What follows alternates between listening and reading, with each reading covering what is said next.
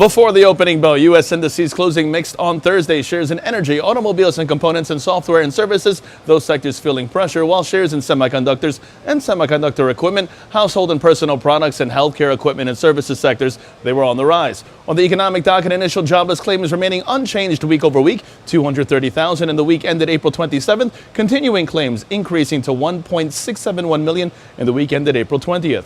Also, factory orders improving by 1.9% in March, while durable goods orders advancing by 2.6% in the same time. This as 44% of S&P 500 constituents traded lower yesterday. Now, after the markets closed, Sinclair Broadcast Group about to buy Fox Regional Sports Networks from Walt Disney in a deal valued at more than $10 million, reporting the Wall Street Journal, citing unnamed sources. Amazon.com is in the headlines after Berkshire Hathaway chairman and CEO Warren Buffett revealed in an interview with CNBC that his company has just bought shares in Amazon. Moving on, CBS reporting first quarter adjusted EPS of $1.37. As the company pointed out, entertainment operating income of $530 million for the first quarter of 2009 increased 9%, while cable networks operating income of $175 million for the first quarter of 2019 decreasing 26%. Turning overseas, Asian markets mixed today. The Nikkei still closed for a national holiday. The Hang Seng up just about 0.5%. China's CSI 300 closed as well. South Korea's Kospi down about 0.75%.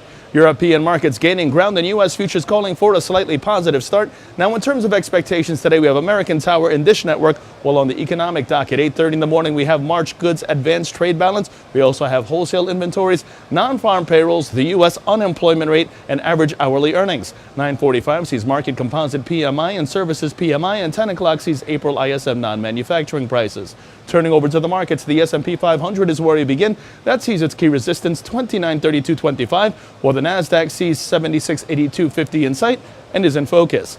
As long as 77.87 is the resistance, expect a return to 77.11. Short positions below 77.87 are favored, with targets at 77.11 and 76.82.50 in extension, while the Dow Jones sees 26,145 in sight.